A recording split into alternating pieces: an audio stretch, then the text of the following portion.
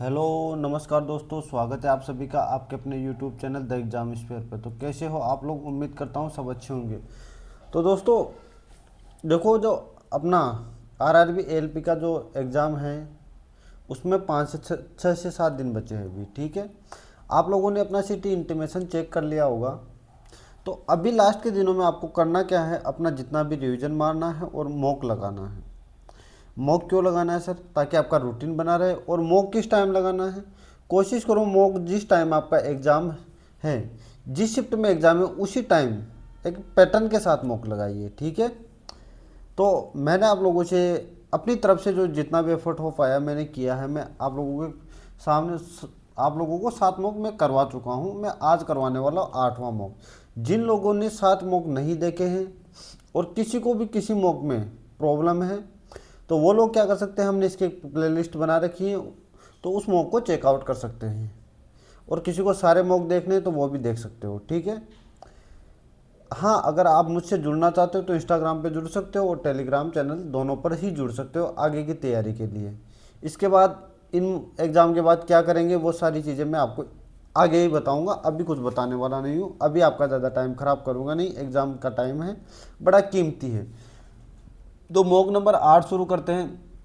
हाँ, कुछ भाइयों के बार बार मैसेज आ रहे हैं कि इंग्लिश में करवाइए, इंग्लिश में करवाइए, लेकिन आप मुझे समझने की कोशिश करिए कि दोनों लैंग्वेज में पॉसिबल नहीं है। अगर हाँ, इसमें क्या एक ऑप्शन होता है हिंदी एंड इंग्लिश दोनों लैंग्वेज में अगर क्वेश्चन आते ना फिर पॉसिबल था। क्योंकि देखो, जो रेलवे की तैयारी करते हैं वो ज़्यादातर 90-95% लोग ऐसे होते हैं जो हिंदी मीडियम से होते हैं। तो ठीक है, लेकिन मैं फिर भी कोशिश करूँगा कि ऐसा नहीं हो कि किसी दोस्त या किसी भाई का को देखने में दिलचस्पी हो और सिर्फ इंग्लिश की वजह से थोड़ा वो नहीं देख पा रहा हो। तो आप लोग इसमें शायद डबिंग का भी ऑप्शन अवेलेबल है। अगर आप लोग डबिंग का ऑप्शन कर दोगे तो इंग्लिश में भी पढ़ सकते हो, ऐसा कुछ है नहीं। बाकी मैं आप लोगों को कोशिश करूँगा कि हिंदी इंग्लिश दोनों में बताने का प्रयास करूँ। ठीक है, तो चलो पहला क्वेश्चन शुरू करते हैं। भारत की उड़ान पहल किस मंत्रालय द्वारा शुरू की गई है? बताओ। यानी कि जो है ना, भारत की उड़ान जो इनिशिएटिव है किस विच मिनिस्टर ने, यानी कि किस मंत्रालय ने, तो ये किया गया मिनिस्ट्री ऑफ कल्चर यानी कि संस्कृति मंत्रालय ने। अब इंग्लिश में क्या है, मिनिस्ट्री ऑफ कल्चर। ये क्या है, ये एक पार्ट है, किसका पार्ट है बताओ? This is the part of आज़ादी का अमृत महोत्सव। इनके किसका हिस्सा है? आज़ादी के अमृत महोत्सव का। ठीक है, निम्नलिखित में से कौन सा ताजे पानी के तालाबों, झीलों, दलदलों में पाए जाने वाले जानवरों का एक समूह है जो चलन के लिए सेटे या पेरापोडिया प्रदान करता है? तो आप लोग, मैं इंग्लिश में दिखा देता हूं, आप लोग पढ़ लीजिएगा और मैं इसका आंसर बता देता हूं। इसका आंसर है एनिलिडा।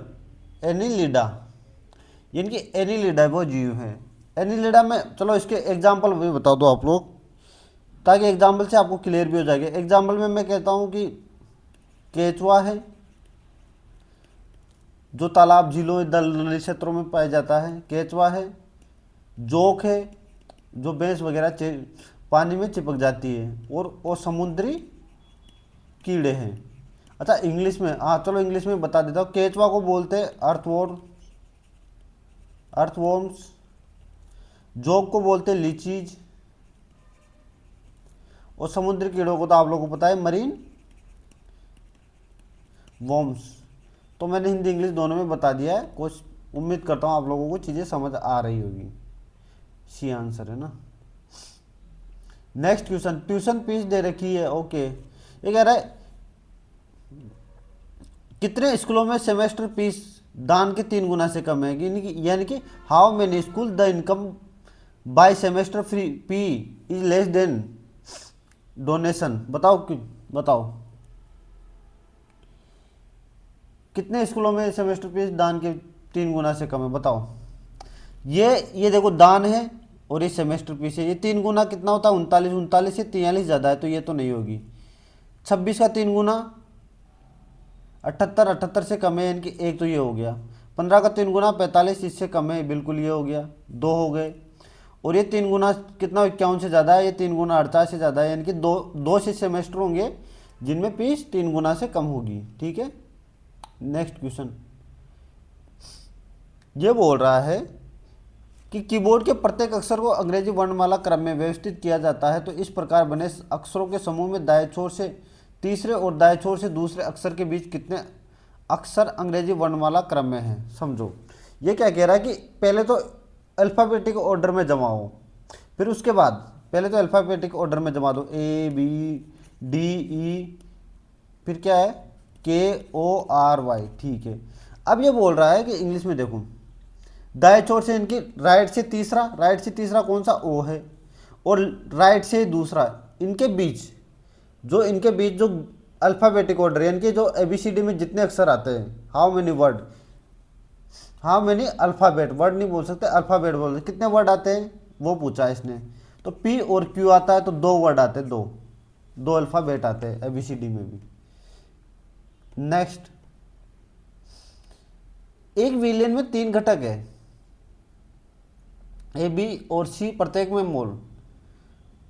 0.2 मोल है, और उनके मोल अंशों का योग ज्ञात कीजिए। इंग्लिश में पढ़ लीजिए, solution contain 3 component ABC 0.2 mole each, then sum of their mole fraction. Mole fraction कैसे ज्ञात करते हैं बताओ, मैं आप लोगों को बता दूं मोल फ्रैक्शन कैसे ज्ञात करते हैं। Mole fraction, moles of 1 component ही बोलते हैं ना घटक को, कंपोनेंट अपॉन टोटल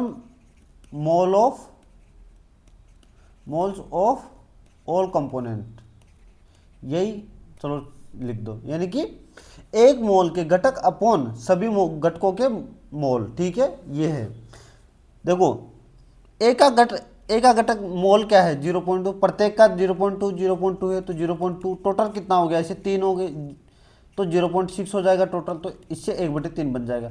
उसी तरीके ये ए का बनेगा तो बी का भी 1/3 ही बनेगा, और सी का भी 1/3 ही बनेगा, तो जोड़ दो तीनों को, योग जोड़ दो भाई, तो 3/3 हो जाएगा जोड़ते ही, 1/3 1/3 1/3 जोड़ोगे तो 3/3 हो जाएगा, इनकी 1 आंसर हो जाएगा। नेक्स्ट क्वेश्चन, अब इसमें तो कोई इंग्लिश में करने की जरूरत ही नहीं है, मान दे रखा है, और अपने को क्या ज्ञात करना है, A² + B² + C² + 84 बराबर क्या दे रखा है 4, कोष्टक A - 2B + 4C, तो ज्ञात करना क्या है AB - BC + CA। कैसे ज्ञात करोगे,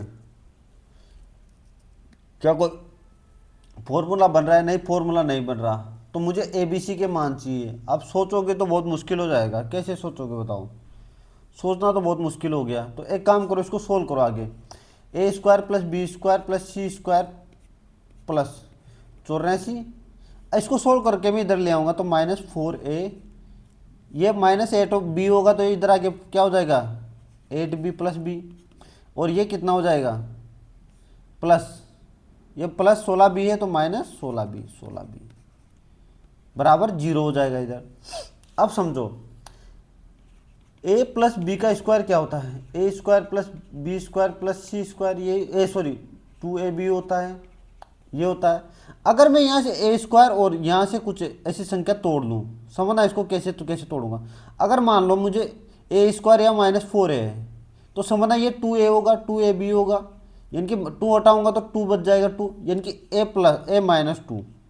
अगर मैं A - 2 का स्क्वायर करूँगा तो क्या मिल जाएगा मुझे, यहाँ से मुझे 4 चाहिए होगा, 4 भाई 2 का स्क्वायर 4 चाहिए होगा, यानी कि 80 मेरे पास अभी बचा है। तो मैं B को ऐसे तोड़ूंगा, B और 8B, यानी कि यहाँ पे मगर 2AB करूँगा तो मुझे 2 कट जाएगा, तो क्या मिल जाएगा AB बराबर 4B। तो यानी कि मुझे कोई ना कोई ऐसी संख्या चाहिए होगी क्या 4 वाली, यानी कि B + 4 का स्क्वायर मिल जाएगा मुझे इन दोनों से, और यहाँ से मुझे संख्या चाहिए तो क्या चाहिए 16 चाहिए होगी। अब 20 हो चुकी तो 64 बच गए मेरे पास, तो 64 से अब सीधा पता चल जाएगा, क्या पता चल जाएगा सर, C - 8 का बनेगा स्क्वायर बराबर 0। तो A - B बराबर 0, सबका 0 0 मान रख दूंगा 0 0, तो A - B बराबर इनका स्क्वायर बराबर 0, यानी कि वो एक ही बात, A - 2 है ना, तो A बराबर 2 हो जाएगा, B बराबर -4 हो जाएगा, और C बराबर 8 हो जाएगा, इन सबसे 0 0 रखने पर बराबर में।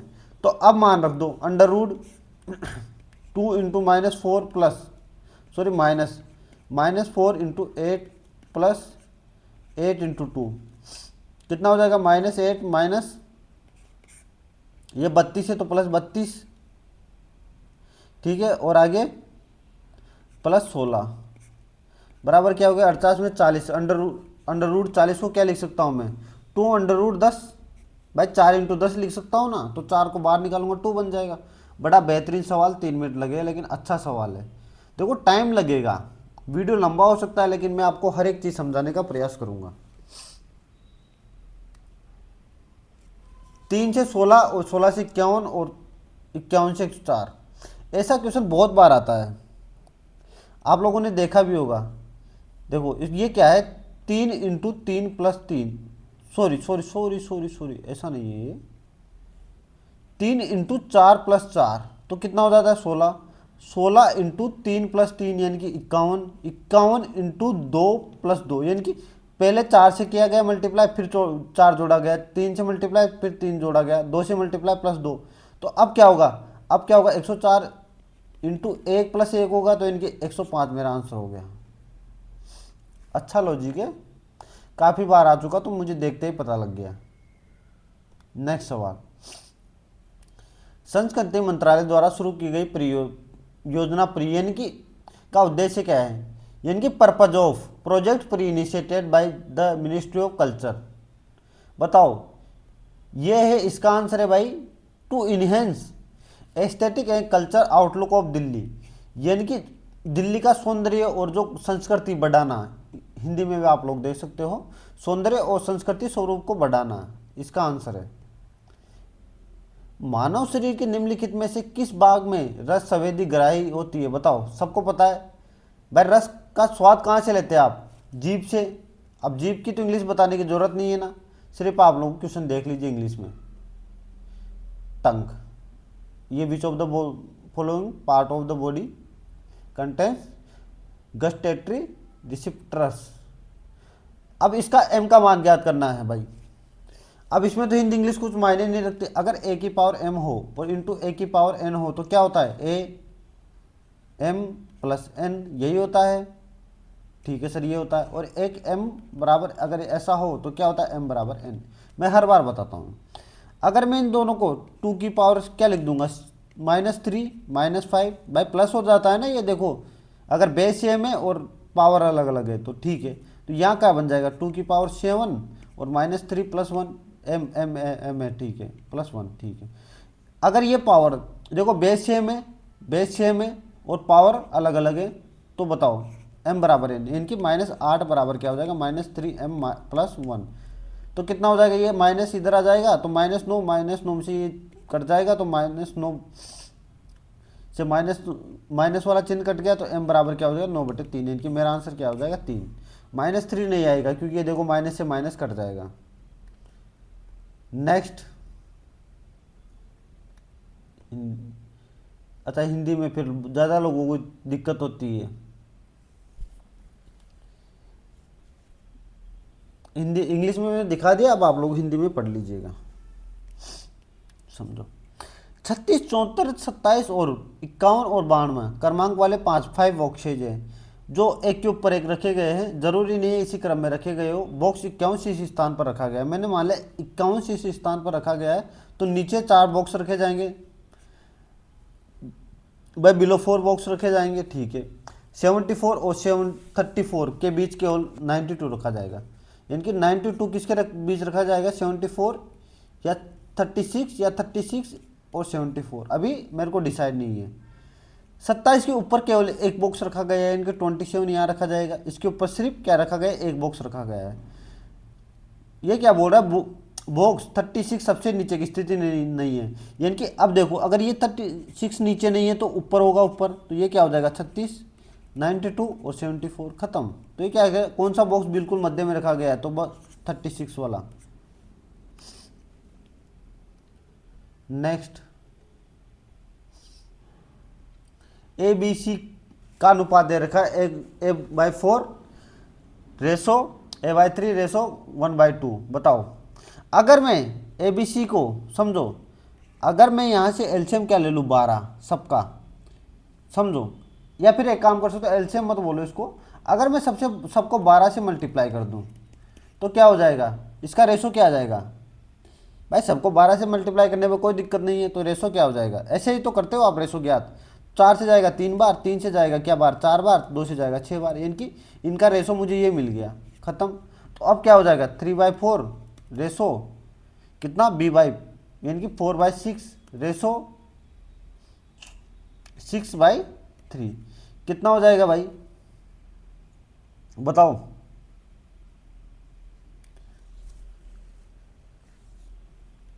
अब एक बात बताओ, अगर मैं 18 से इनका इनका एलसीएम क्या होगा, पहले तो चलो इसको सोल्व कर लो। ये 2/3 हो जाएगा और ये 2 हो जाएगा। अगर 3 और 4 का एलसीएम में क्या ले लूँ, 12, 12 से मल्टीप्लाई कर दूँ तो क्या बनेगा, 3/4 into 12 ratio 2/3 into 12 ratio 2 into 12 कितना हो जाएगा भाई, ये 4 से 3 बार यानी कि 9, ये 3 से 4 यानी कि 8 और 24 का रेसो, ये मेरा बी आंसर रहा, 9, 8, 24 का।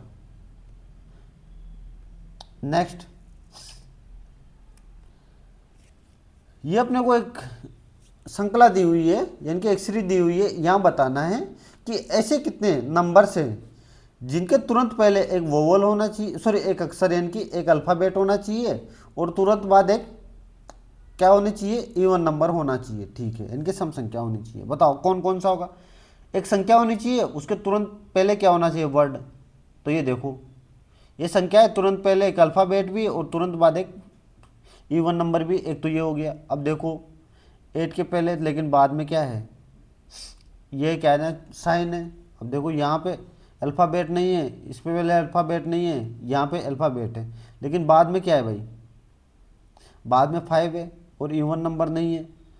तो बताओ फिर कौन सा होगा, फिर तो यही होगा,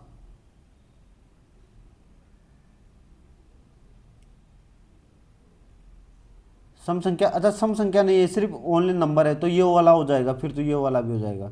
इनकी दो ऐसी संख्या होगी, 2 नंबर्स। वो मेरे से पढ़ने में गलती हो गई थी तो सॉरी उसके लिए।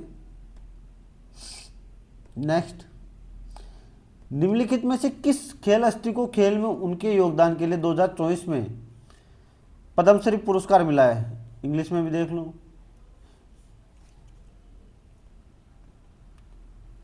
Which of the following sport personality received the Padma Shri in 2024 for their contribution to sport? बताओ, यह मिला जोसप्पा चिनप्पा को, जोसन्ना चिनप्पा को, जो कि किससे संबंधित है, स्क्वायर प्लेयर है, स्क्वैश प्लेयर है ये। 800, चलो एक बार इंग्लिश में देख पढ़ लेना आप, मैं पढ़ूंगा नहीं। अब ये देख लो, 800 केजी द्रव्यमान की एक कार 144 किलोमीटर प्रति घंटे के वेग से चल रही है। इस कार को रोकने के लिए ब्रेक लगाया गया तो 8 किलो न्यूटन बल, इस कार को रोकने में लगने वाला समय इनकी टी ज्ञात करना है। समझो, या आप कौन सा फॉर्मूला यूज कर सकते हो, पहली बात तो F बराबर ma वाला फॉर्मूला यूज कर सकते हो, बिल्कुल सर। लेकिन इसके लिए क्या करना पड़ेगा सर, ये जो अपने को दे रखा है ना ये किलो न्यूटन, ये तो किलो न्यूटन दे रखा है, तो मुझे न्यूटन में बदलना पड़ेगा क्योंकि बल न्यूटन में होता है। तो 8000 हो जाएगा भाई, 1 किलो में 1000 होता है, तो 8 किलो में 8000 न्यूटन हो गया, ठीक है। अब न्यूटन में बदला है तो मुझे ये द्रव्यमान है ना एम नहीं, ये जो वेग दे रखा है ना, ये तो मेरा यूज आएगा ही नहीं यहाँ पे, तो फिर यहाँ 8000 रख दो, 8000, और यहाँ m की जगह 800 kg रख दो, इंटू a मिल जाएगा। मुझे कितना मिल गया, a 800 से 10 बार जाएगा, a बराबर की कितना मिल गया 10, ठीक है। 10 मुझे त्वरण मिल गया, ये क्या मिल गया, त्वरण, ठीक है। अब सुनो, अब मुझे टाइम चाहिए तो कौन सा फॉर्मूला लगाऊं भाई, मुझे एक चीज़ बताओ, प्रारंभिक वेग दे रखा है अपने को, कहाँ दे रखा है भाई, दे रखा है प्रारंभिक वेग 0 होगा ना, तो फिर वो वाला फॉर्मूला v बराबर u प्लस ए टी। अब मुझे चाहिए क्या, v भाई, v सॉरी प्रारंभिक वेग 0 नहीं होगा, अभी प्रारंभिक वेग तो दे रखा है इसने, ये दे रखा 144 किलोमीटर प्रति घंटा। लेकिन ब्रेक लगाने के बाद तो स्पीड रुक जाएगी, तो v बराबर यानी कि अंतिम वेग 0 हो जाएगा। तो u कैसे, अब u मुझे चाहिए क्या, मीटर प्रति सेकंड में चाहिए, तो मैं इसको कैसे बदलूंगा, 144 किलो किलोमीटर यानी कि 1000 मीटर, 1000 मीटर, और अपॉन हावर यानी कि 60 मिनट, मीटर प्रति सेकंड बदलना है तो 60 इंटू 60, 3600 हो गया। सोल्व कर दो भाई, डबल जीरो से डबल जीरो, 36 से 4 बार यानी कि 40 मीटर प्रति सेकंड मेरा ये हो गया। तो u मेरा कितना आ गया 40, a कितना है 10। अब 10 माइनस में होगा, देखो समझो, क्योंकि देखो 10 माइनस में क्यों होगा, क्योंकि वहां जाके वो रुक जा रही है यानी कि बिल्कुल धीमी, तो ये माइनस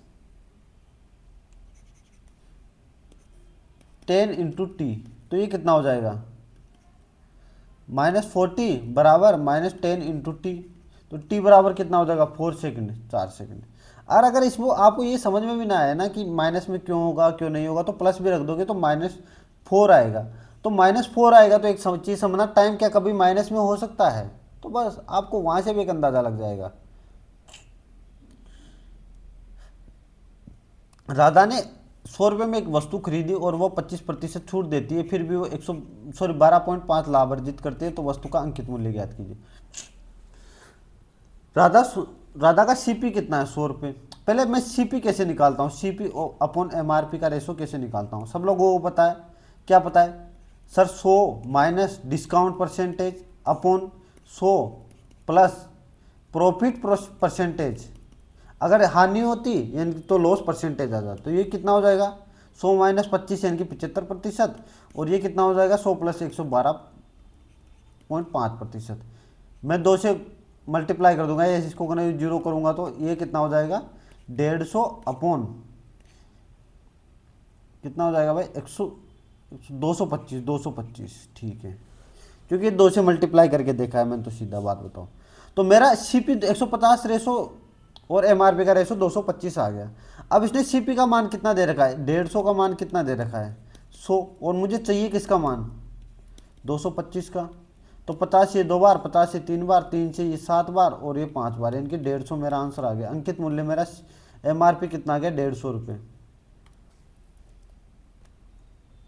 मैंने ये सवाल तो आपको बहुत बार बताया है।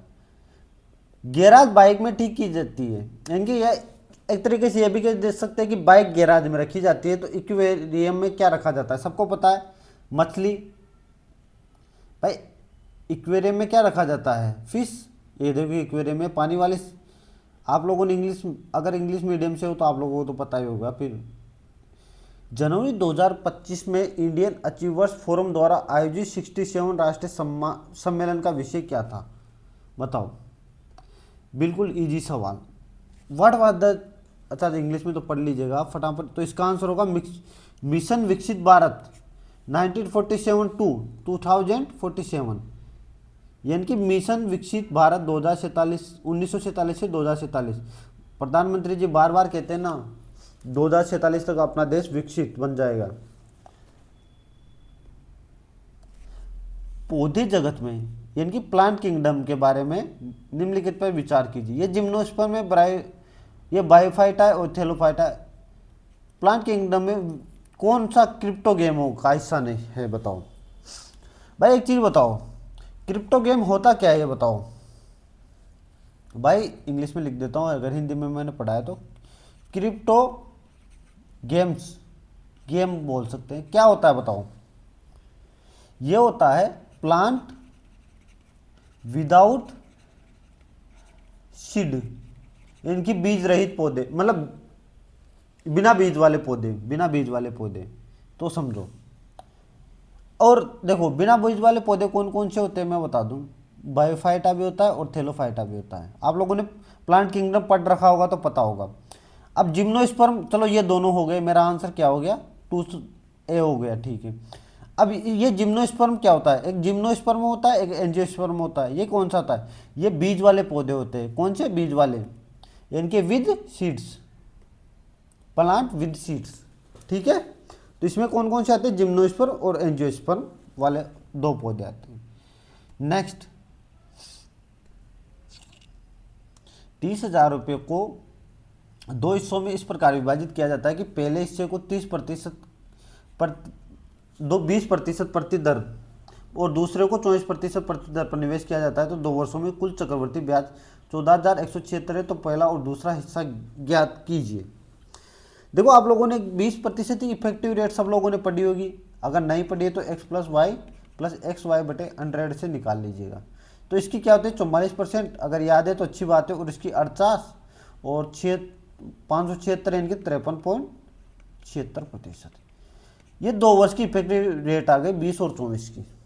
अब तो अगर मैं इसको एग्जाम में बैठा होता मैं कैसे करता, मैं बाय ऑप्शन करता। देखो 12,000 का मैं अगर 44% रखूंगा तो पीछे 0 आएगा, देखो पीछे 6 चाहिए मुझे, और इसका अगर मैं 53.76 रखूंगा तो 68 यानी कि 8 आएगा, यानी कि +8 आएगा, यानी कि पीछे 8 आएगा, ये हो नहीं सकता। नेक्स्ट चेक करूंगा मैं, यहाँ पीछे 0 आएगा और यहाँ कितना आ जाएगा, बिल्कुल 6 से 6 को 1 से मल्टीप्लाई कर दो कि 6 आएगा, यानी कि ये ऑप्शन हो सकता है।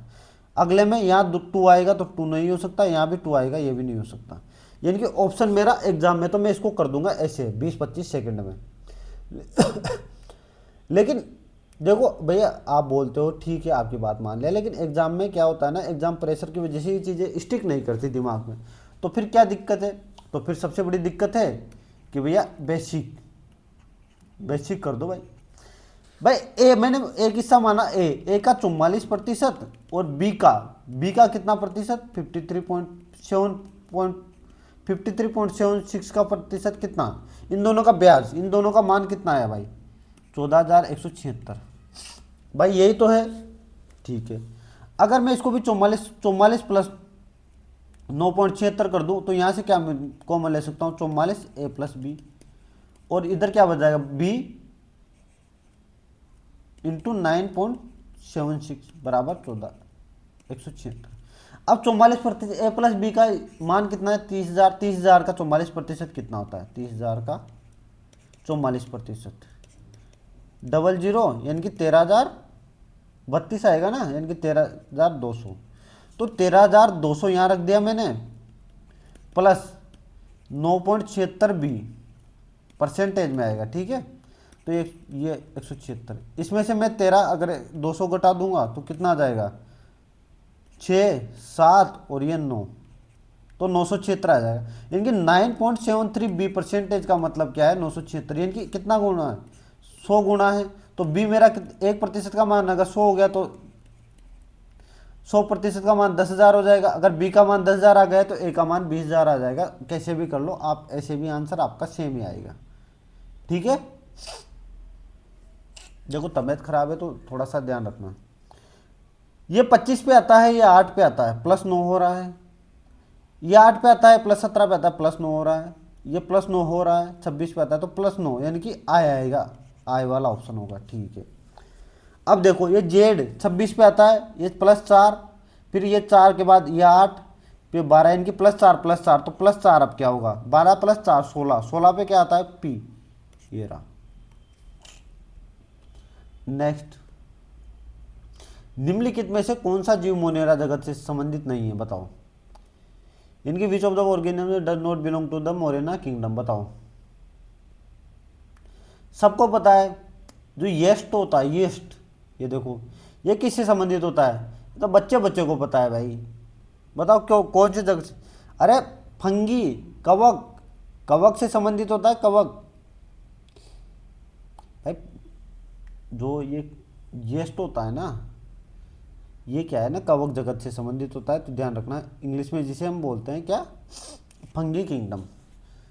ये दे रखा है sine cube A minus sine cube alpha minus cos cube cosec cube alpha बराबर, ये दे रखा है 18। अपने को क्यूब प्लस में ज्ञात करना है। आप लोगों ने एक फॉर्मूला पढ़ा होगा, x माइनस 1/x बराबर, अगर a हो तो x प्लस 1/x बराबर क्या होता है a² + 4। अगर उल्टा चाहिए तो माइनस आ जाता है यहाँ पे। अरे यार यही तो दे रखा है, बुद्धिजीवी देखो तो सही, ये sign cube alpha minus 1/x, इसको साइन क्यूब एल्फा तो लिख सकते हैं बराबर -18। भाई कोसेक का उल्टा क्या होता है साइन। ठीक है, अब एक चीज़ बताओ, अगर मैं इसकी जगह एक्स मान लूँ, इसको भी एक्स मान लूँ, साइन क्यूब को एक्स मान लूँ, तो ये भी एक्स प्लस 1/x ही तो नहीं बन गया, तो यही तो बन गया। 18 का अंडर रूट, 18 का स्क्वायर कितना होता है, 18 प्लस 4 इनके अंडर रूट 22। खत्म। इजी सवाल था। नेक्स्ट सवाल, अपने को अंक या प्रतीक दे रखे और उनके कूट दे रखे हैं, इनकी कोडिंग दे रखी है। ठीक है, समझो। यदि पहला और अंतिम तत्व संख्याएं हैं तो दोनों संख्याओं के को अंतिम संख्या के कूट के रूप में कूटबद्ध किया जाता है। समझो, इंग्लिश में भी एक बार पढ़ लेना आप, मैं दिखा देता हूँ। चलो एक काम करते हैं, इंग्लिश का ही करते हैं आज, एक क्वेश्चन इंग्लिश का करके देख लेते ताकि वो लोग भी खुश हो जाए। If the first and the last element are number, first and last number है, बिल्कुल है। Then both number are coded as the code of last number, यानी कि लास्ट नंबर का कोड चाहिए, यानी कि दोनों की जगह क्या होगा, लास्ट नंबर का कोड आ जाएगा। ई का कोड, सॉरी 3 का कोड क्या है, ई, तो दोनों तरफ ई आ जाएगा, दोनों तरफ लास्ट और ई। ये देखो, एक से मुझे पहली इक्वेशन से मुझे आंसर मिल गया, खत्म। मुझे पहली इक्वेशन से आंसर मिल गया तो मैं बाकी को चेक क्यों करूंगा, मैं पहली कंडीशन से मुझे आंसर मिल गया तो। Next, which team won the national women's hockey league 2024-25 title, तो ये जीता है, किसने जीता है, हरियाणा जी ने जीता है। किसने जीता है, national hockey women's hockey league, ये जीती है हरियाणा ने। किस स्कोर आकर जीती है, ये क्या है, ये रनर अप रही है, रनर्स अप। ठीक है, कहाँ आयोजित किया गया था बताओ, ये किया गया था रांची, झारखंड में। ठीक है, तो आंसर मेरा क्या हो जाएगा, Haryana. Spherical mirror whose reflected surface curve inward is called a, क्या बोला जाता है इसे, इसे बोला जाता है कॉनकेव मिरर। तो मेरा आंसर क्या हो जाएगा, सी। अरे अरे, मैं तो हिंदी में करो भाई, नहीं तुम आधे लोग तो उड़ जाएंगे। एक गोलाकार दर्पण जिसका परावर्तक सतह अंदर की ओर मुड़ी होती है उसे कौन सा दर्पण वो कहा जाता है, तो उसे अवतल दर्पण कहा जाता है, जिसे कॉनकेव मिरर भी बोलते हैं। अब समझो, कॉनकेव मिरर यानी कि अवतल दर्पण के उदाहरण कौन कौन से होते हैं। मैं क्या कह सकता हूं, शेविंग मिरर, जो आप नाई की दुकान पे यूज करते हो, यानी कि छोटे छोटे से मुंह को बड़ा दिखाता है।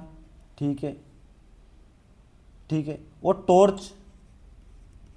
टॉर्चेज, ठीक है, जो बहुत बड़ी हो जाती है। Vehicle headlight,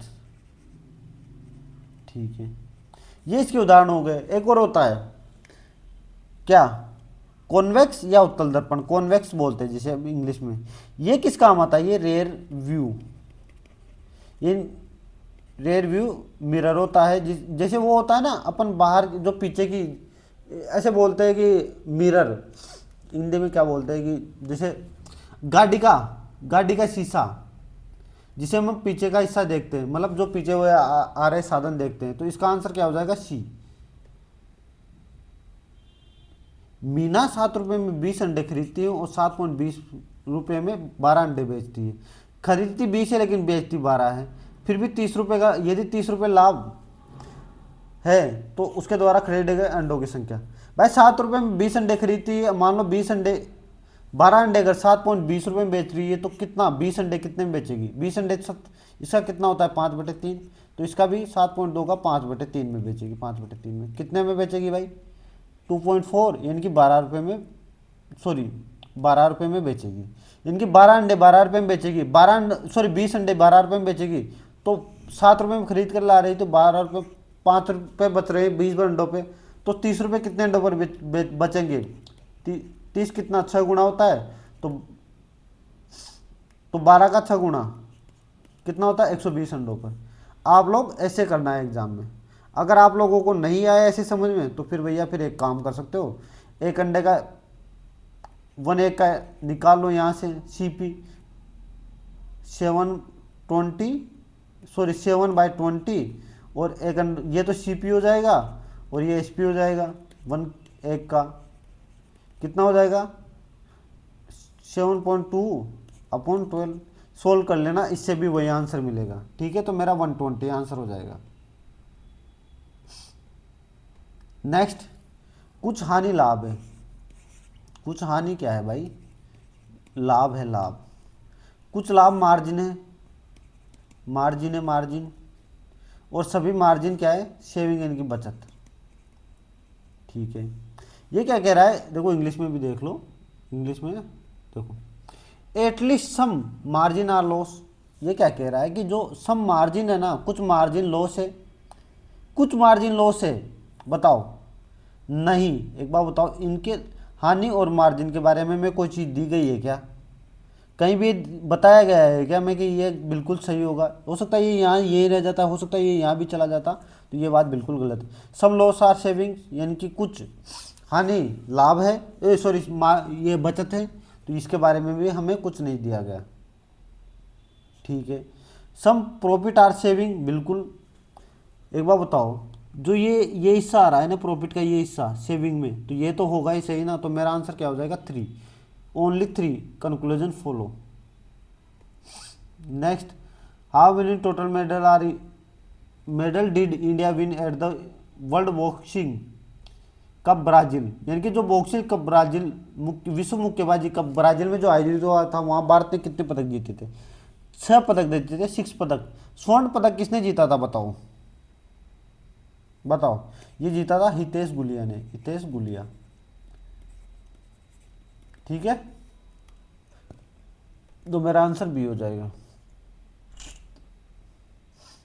Newton, pascal, joule और वोट, इनका अपने को क्या दे रखा है, मात्रक नहीं दे रखा अपने को, किलोग्राम में दे रखा है। मतलब वैसे मात्रक देखो, न्यूटन का मात्रक क्या होता है, न्यूटन का मात्रक बताओ फटाफट। न्यूटन किसका मात्रक होता है, बल का।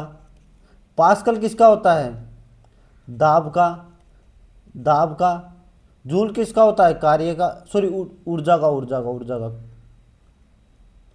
का। और वोट किसका होता है, शक्ति का यानी कि पावर का। ये फोर्स, ये एनर्जी, और ये पावर। और दाब को इंग्लिश में क्या बोलते हैं, फोर्स। दाब को क्या बोलते हैं पता नहीं यार, अब इंग्लिश देखो, सुनो। बल का मात्रक क्या होता है, न्यूटन मीटर।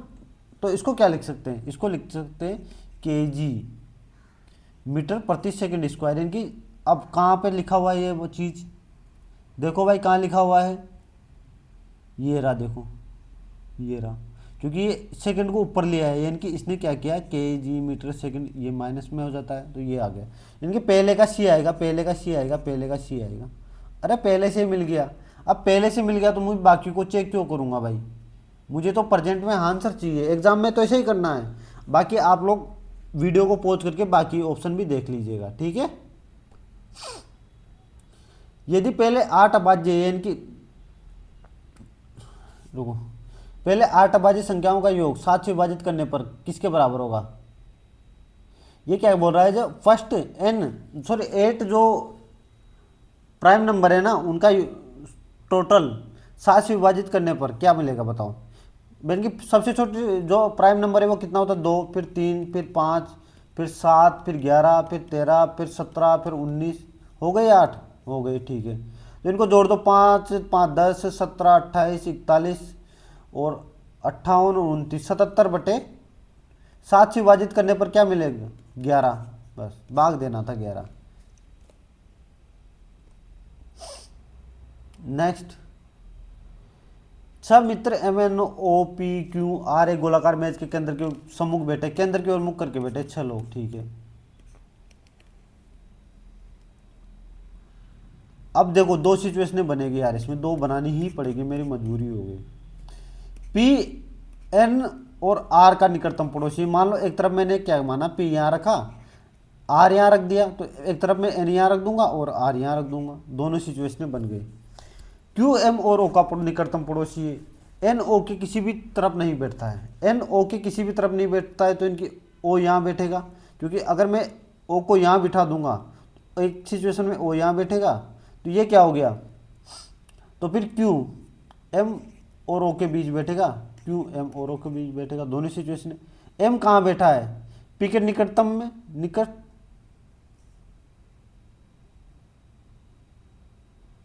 तो ये सेम ही बन गया ना, बिल्कुल दोनों तरफ से सेम बन गया, तो कोई दिक्कत ही नहीं है ये तो यार।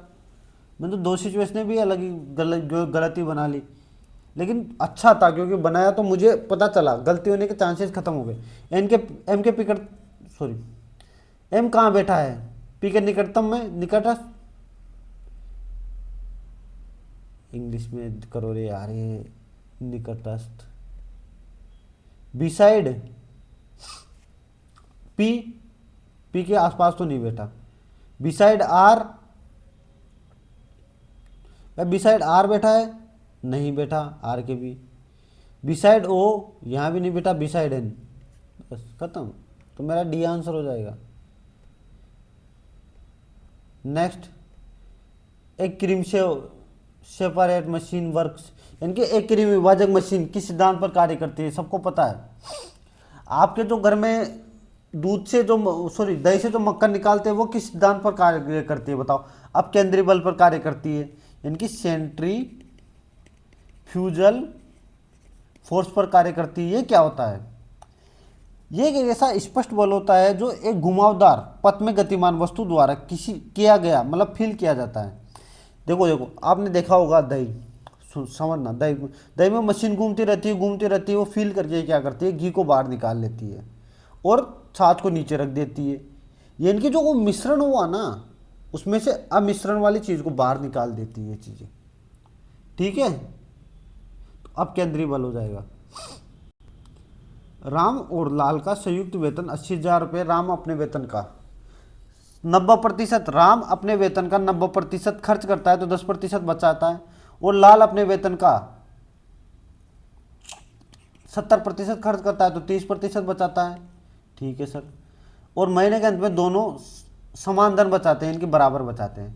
तो R बटे L कितना हो जाएगा, 30/10, यानी कि 3:1 में खर्च, 3:1 में इनका वेतन है। तो 4 का मान, टोटल 4 है तो 4 का मान कितना हो जाएगा, 80,000। तो मुझे लाल का पूछा है, लाल का क्या है 1, यानी कि 20,000। भाई 4 का मान 80,000 तो 1 का मान 20,000। एक सेकंड वेट कर सकते हो क्या यार, ऐसा हमारा नाक सा रुक गया अभी मैं पॉज कर देता हूँ, वापस चालू करता हूँ। नाक रुक गया ऐसा, मतलब ऐसा जुकाम हो गई तो दिक्कत हो रही है। तो चलो सॉरी फॉर डिस्टर्बेंस। देखो दिक्कत तो हो रही है, लेकिन आप लोगों का वीडियो बनाना ज़्यादा ज़रूरी है क्योंकि आप लोगों के एग्ज़ाम है, तो समझो। अरे भाई चलना है। देखो ये ड्राइव का दे रखा है कोड और अपने को राइड्स का दे रखा है, तो वी का भाग पूछा है। देखो इसमें डी और आर, आई और ई सब में कॉमन है। देखो यहाँ पे अलग क्या है, यहाँ पे वी है और यहाँ पे क्या है, एस अलग है। तो इसमें 7 कॉमन है, ओके। 4 इधर है, 4 इधर है, 2 इधर है, 2 इधर है, 6 है, 6 है, 9 नहीं है तो 9, वी का कोड क्या हो जाएगा, 9, खत्म। नेक्स्ट, भारत की संस्कृति और दार्शनिक विरासत की मान्यता में यूनेस्को के memory of the world register में हाल ही किन 2 ग्रंथों को शामिल किया गया। तो ये क्वेश्चन रिपीटेड क्वेश्चन है, अभी एग्जाम में आया था शायद एनटीपीसी या टेक्निक, वो कौन सा हुआ था अंडर ग्रेजुएशन वाला, उसमें आया था कहीं ना कहीं, भगवत गीता और नाट्य शास्त्र। एक कार का ओडोमीटर यात्रा की शुरुआत में 2000 किलोमीटर और यात्रा के अंत में 2500 किलोमीटर दर्शाता है। तो ये यात्रा 5 घंटे में मीटर प्रति सेकंड की औसत गति ज्ञात कीजिए। शुरुआत में 2000 दिखा रहा है, समझो। अरे यार फिर वही, शुरुआत में लैपटॉप की बैटरी कम होगी। शुरुआत में 2000 दिखा रहा है, इनके 2000 से मैंने चलना शुरू किया और 2500 तक मैं पहुंचा, लास्ट में 25, तो मैं चला तो 500 ही, कितने 5 घंटे में, तो 100 किलोमीटर को मैं कितना मीटर प्रति सेकंड बदलने के लिए 5/18, इनकी 500/18, तो कितना हो जाएगा 2, 140, 7, फिर 140, 7, 7, 7, 27/77। 1 सेकंड वेट करिए, मैं बस लैपटॉप को चार्ज लगा देता हूँ बस। बार बार हम लोगों को डिस्टर्बेंस हो जा रहा है।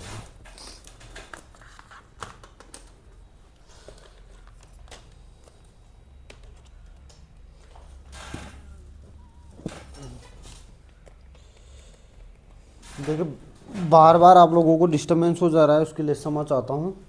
नेक्स्ट क्वेश्चन, साधारण बिन में 1 2 3 के ऊपर बार का मान ज्ञात कीजिए। सब लोगों को पता है कैसे लिखते हैं, जिनके ऊपर बार होता है उसका मान 9 होता है, जिनके ऊपर बार नहीं है 1 और 2 के ऊपर बार नहीं है तो डबल जीरो लिख दो। 123 लिखो ऐसे कैसे, जिसके ऊपर बार नहीं है उसको घटा दो।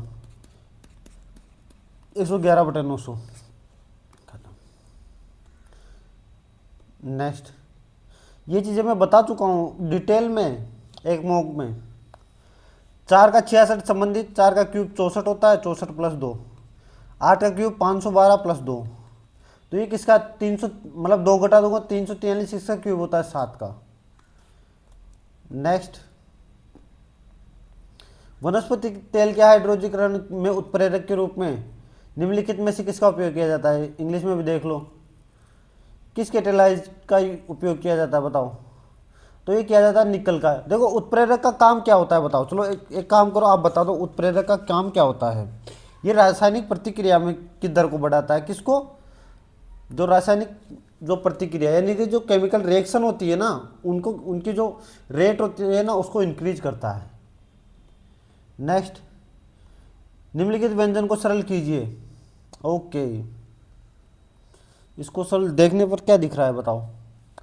ये ए क्यूब दिख रहा है, ये -3 ए दिख रहा है, और बी 0.2 देखो बी दिख रहा है, ए का स्क्वायर दिख रहा है ना, प्लस ये क्या दिख रहा है?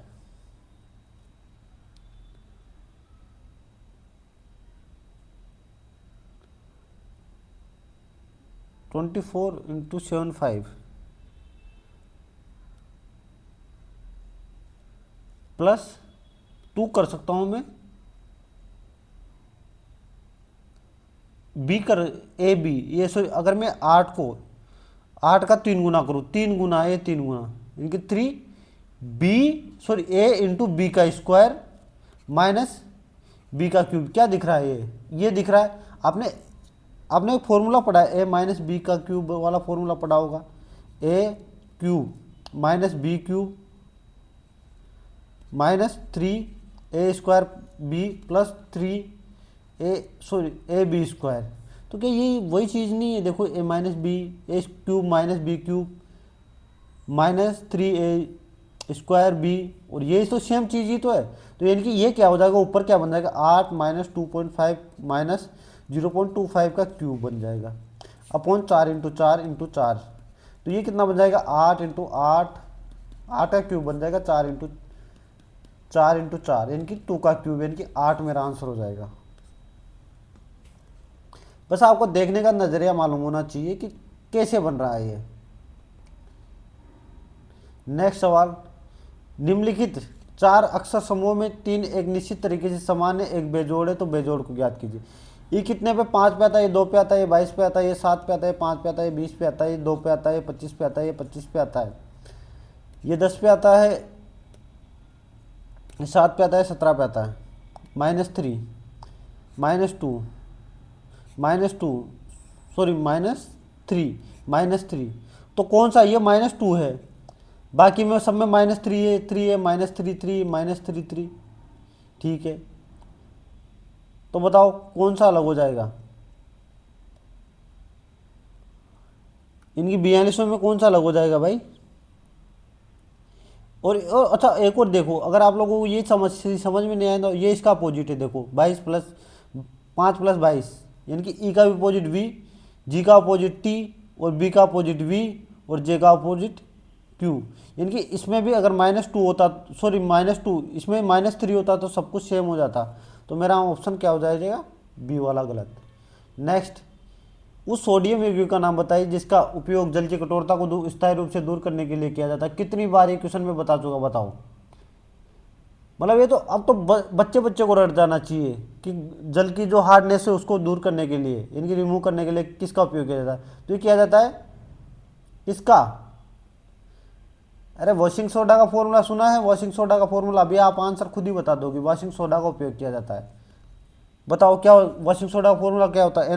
Na2CO3 10H2O, यही होता है 10H2O। तो इसको क्या बोलते हैं?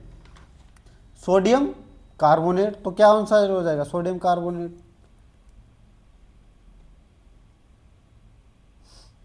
नेक्स्ट, एप अकेले 12 दिन में कार्य कर सकता है। एप 12 दिन में कर सकता है भाई, 12 दिन में। जी 32 दिन में कर सकता है। एफिशिएंसी कितना ले लूँ भाई, 24 128, तो ये कितना 24 96 ले लूँ, 96 एलसीएम, तो 12 और ये कितना हो जाएगा 3, यानी कि एक की एफिशिएंसी 8 आ गई, उसकी 3 आ गई। एफ और जी एक साथ कार्य करना शुरू करते हैं, लेकिन जी कार्य पूरा होने से 8 दिन पहले कार्य को छोड़ जाता है। मैं क्या बोलता हूँ कि 8 दिन पहले कार्य को छोड़ के जा रहा है। एक काम, जब आप दो दोस्त काम कर रहे हो, तो आपका जो दोस्त है ना वो 8 दिन पहले काम छोड़ के जा रहा है, यानी कि 96 में मुझे काम करना था, लेकिन वो 8 दिन पहले छोड़ के जा रहा है, तो वो 8 दिन का कार्य मुझे करना पड़ेगा। एक तरीका ये सोचने का हो गया। लेकिन मैं क्या कहता हूँ, ऐसे मत सोचो, ऐसे सोचो, अगर वो 8 दिन पहले जा रहा है तो भैया उससे बोलो कि भाई अगर तू 8 दिन रुक जाएगा, तू नहीं जाएगा तो क्या फ़र्क पड़ेगा, क्या फ़र्क पड़ेगा। वो बोलेगा भाई अगर मैंने 8 दिन एक्स्ट्रा काम कर लिया ना, तो क्या होगा, मेरा जो काम है ना वो 3 एफिशिएंसी कर रहा हूँ, वो 24 एक्स्ट्रा हो जाएगा, तो मेरा अपन दोनों का मिलाकर टोटल कार्य 120 हो, 8 दिया होता है तो 24 हो जाएगा, तो 120 कार्य हो जाएगा मेरा अपना टोटल। तो अब बताओ कितने की एफिशिएंसी तीनों की, 11 से, तो 120/11। अरे यार 120/11, ऐसा क्या हो रहा है।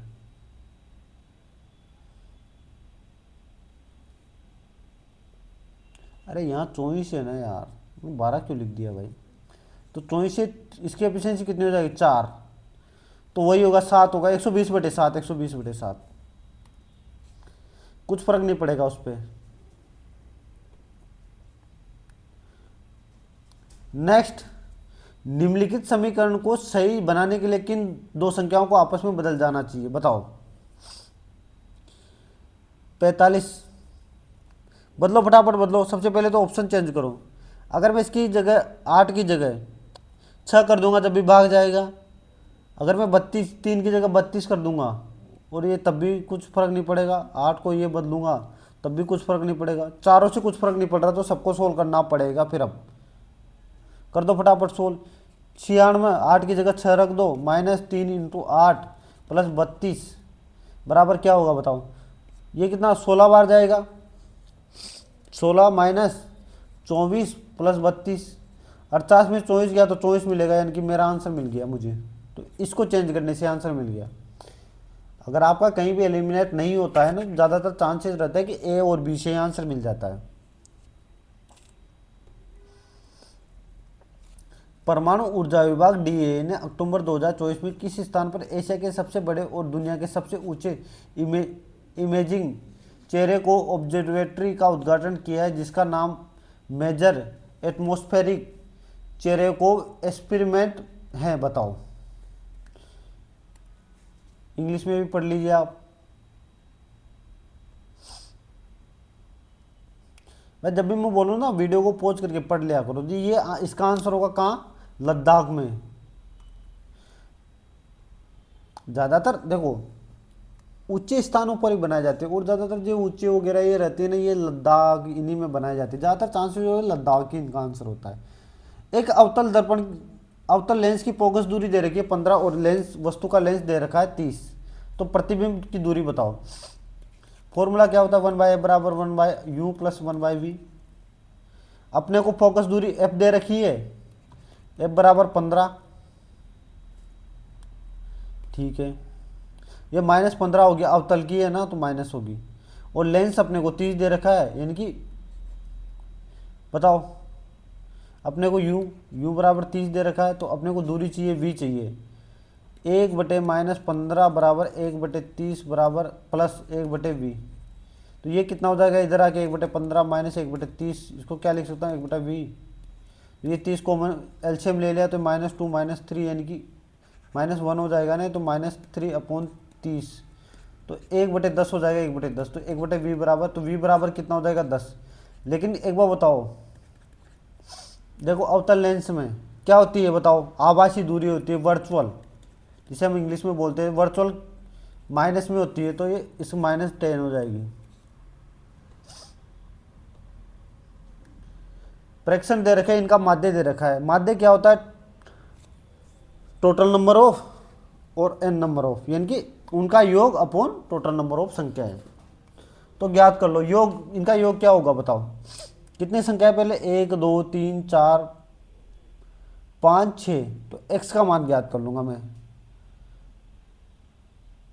तो छह संख्या, पहले तो छः नीचे लिखूंगा और इनको जोड़ दूंगा कि 29, 31, 30, 63 और 63, 44, 107 और 6 कितनी हो जाएगी भाई, ये ओ सॉरी 4, ये भी तो संख्या है ना, 7 हो जाएगी, 7।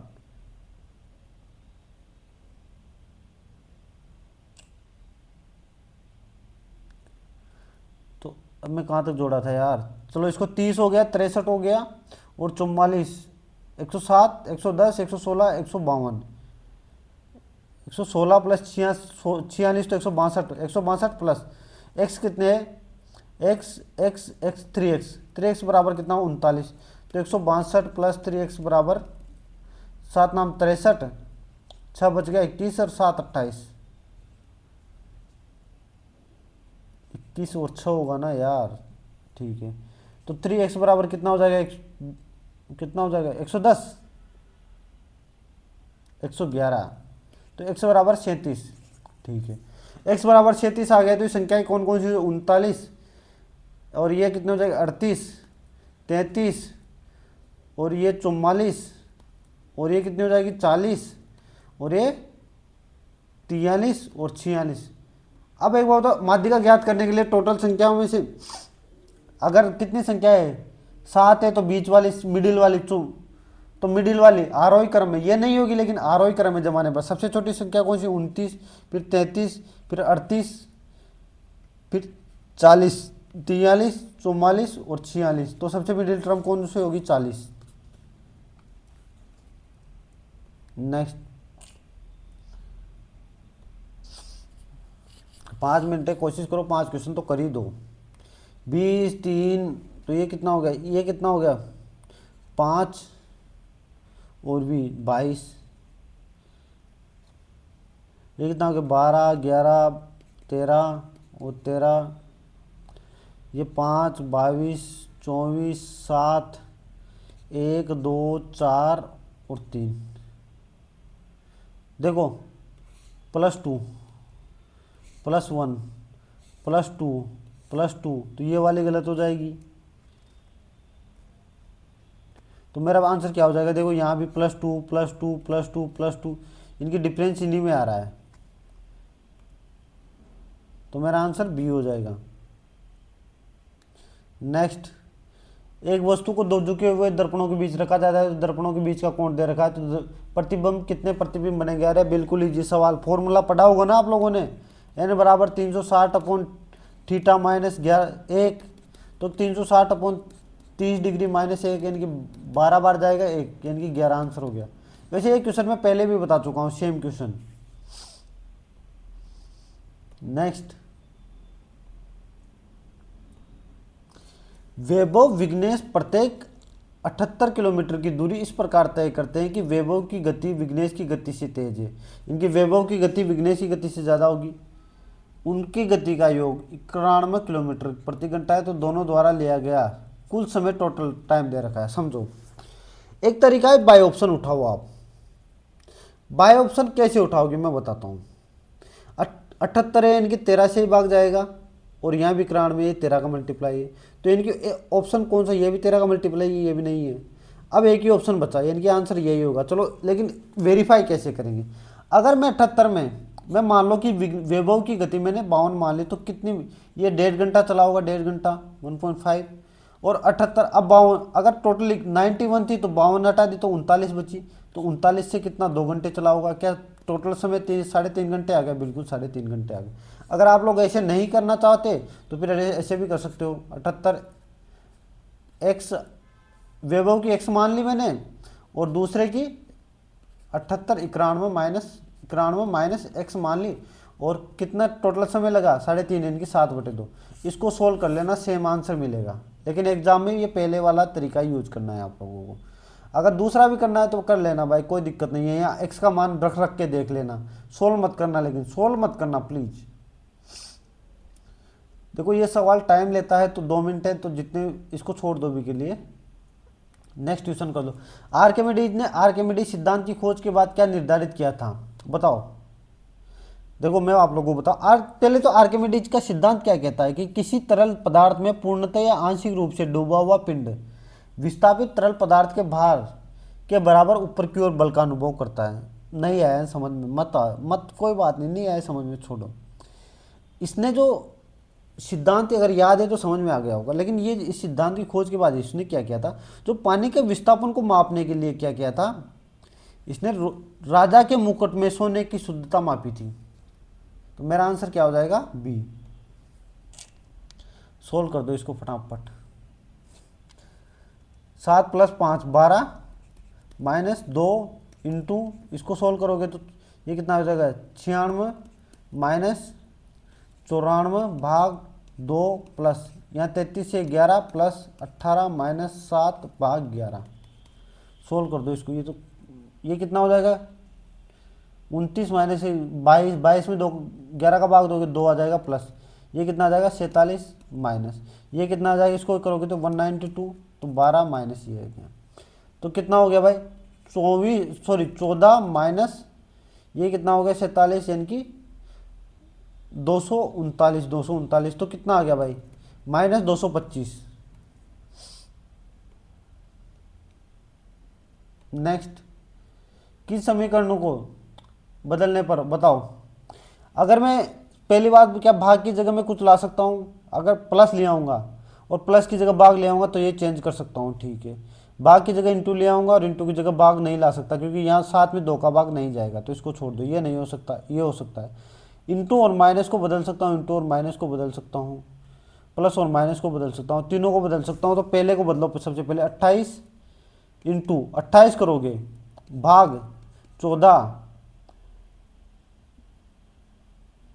ठीक है, प्लस 7 - 2, यानी कि ये 2 बार जाएगा 56 प्लस 7 - 2 कितना, ये तो नहीं होगा, छोड़ो इसको, तो ये तो नहीं होगा। तो प्लस की जगह 28 - 2 प्लस की जगह भाग ले आऊँगा, और यहाँ सॉरी 28 - 28 प्लस 14 माइनस ये 2 हो जाएगा इंटू 2, तो ये कितना हो जाएगा भाई 32 में से 24 गया, तो ये भी नहीं होगा। तो फिर कौन सा बच गया भाई, डी बच गया, फिर सोल्व करने की जरूरत ही नहीं है, फिर डी आंसर होगा। अभी टाइम नहीं है, अब चलो सबमिट कर दो, जितने क्वेश्चन हुए अच्छी बात है, नहीं हुए कोई बात नहीं, अभी करवा देंगे आप लोगों के लिए।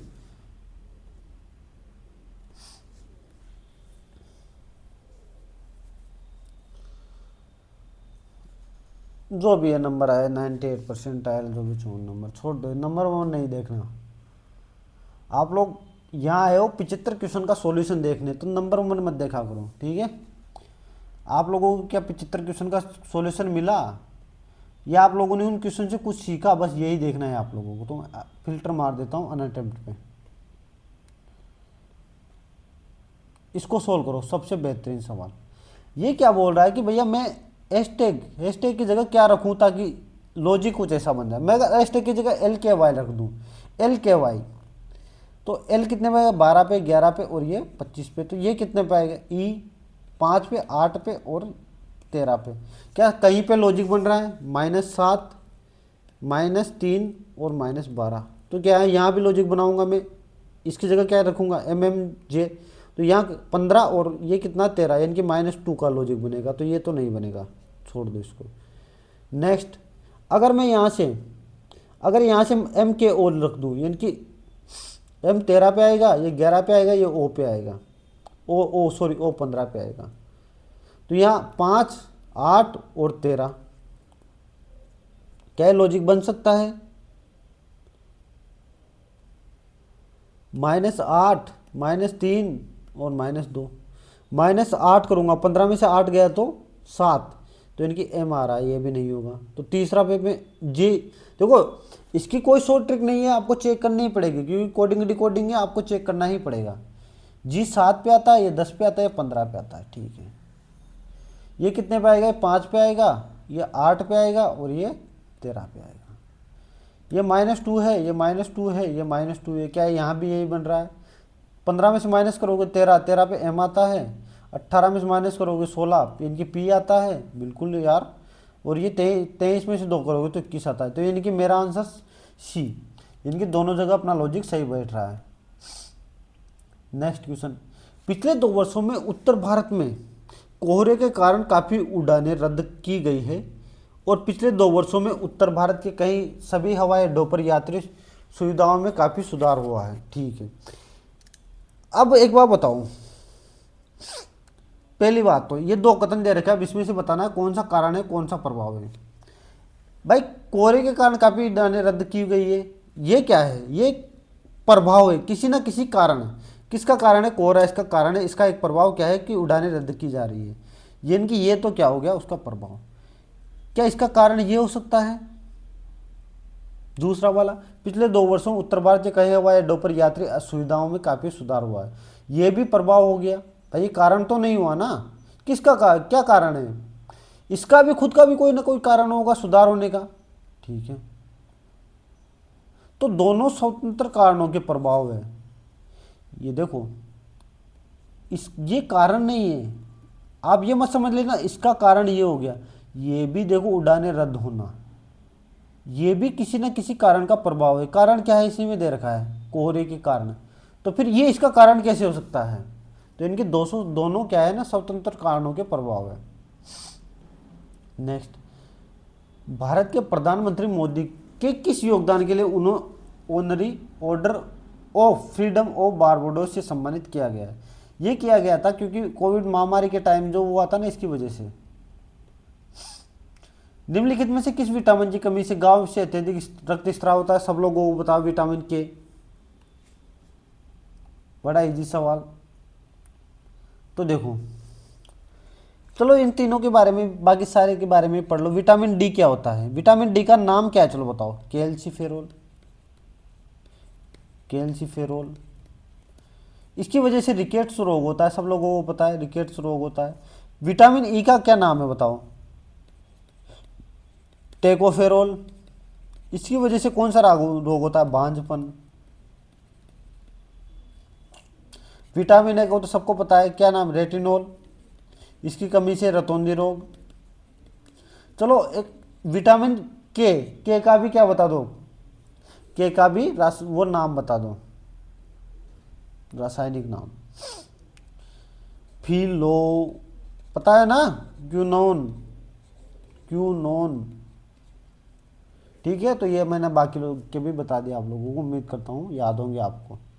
एक पिरामिड का वर्गाकार आधार ये है और तिर्यक ऊंचाई इनकी स्लैंटाइड दे रखी है और ऊर्ध्वाधर ऊंचाई 15 दे रखी है। तो पिरामिड का आयतन ज्ञात कीजिए। पिरामिड का आयतन का फॉर्मूला क्या होता है बताओ, 1/3 area of base into height. क्या सब लोगों को पता है, सर सब लोगों हमको पता है। अब इसमें तिर्यक ऊंचाई और हाइट तो दे रखी है, लेकिन मुझे क्या चाहिए, अगर वर्गाकार आधार है तो मुझे वर्ग की एक भुजा चाहिए ए, क्योंकि आधार का क्षेत्रफल क्या होता है, ए स्क्वायर होगा, तो ए चाहिए मुझे। स्लैंटाइड दे रखी है और ऊर्ध्वाधर ऊंचाई दे रखी है, मैं ए कैसे निकालूंगा, भुजा कैसे निकालूंगा। देखो स्लैंटाइड होती है ना, मैं आपको बताता हूँ स्लैंटाइड क्या होती है, मैं बताता हूँ। एल स्क्वायर बराबर बराबर एच का स्क्वायर यानी कि हाइट का स्क्वायर प्लस भुजा के आधे का स्क्वायर होती है। तो एल कितना है अपने को, 17 का स्क्वायर, ये 15 का स्क्वायर और ये a/2 का स्क्वायर। अगर देखो ये 8, 15, 17 का ट्रिपलेट बन जाएगा तो क्या बन जाएगा, ये 8 का स्क्वायर बन जाएगा, इनकी a/2 बराबर कितना बन जाएगा 8, तो a का मान कितना हो जाएगा 16, ठीक है। अब आयतन रख दो भाई 1/3 और a स्क्वायर होता है आधार का आयतन, इनकी वर्गाकार आधार का आयतन, a स्क्वायर इनकी 16 × 16, हाइट दे रखी है 15, 3 से 5 बार 16, 256, 256 × 5 कितना हो जाएगा भाई 1280, ये रहा।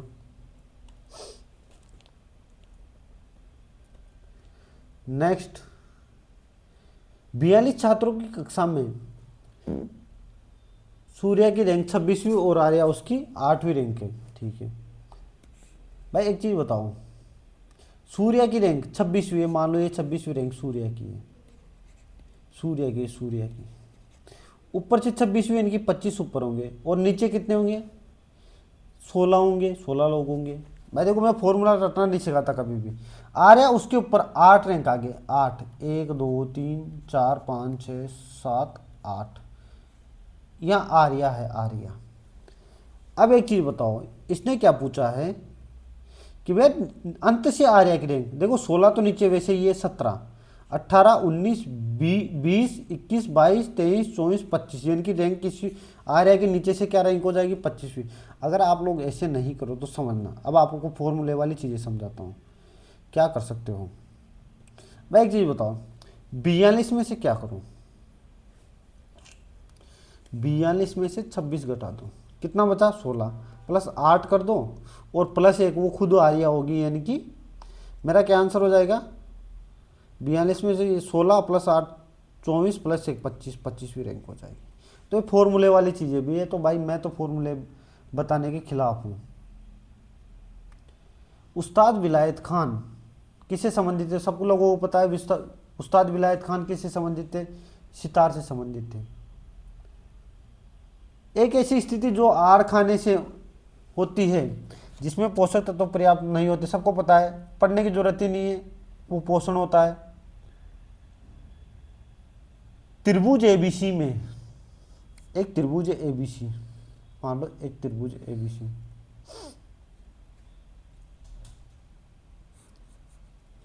ए बी सी, ये क्या कह रहा है कि ए बी और ए सी पर एफ और ई दो भुजाएं जो कि समानांतर हैं, ठीक है।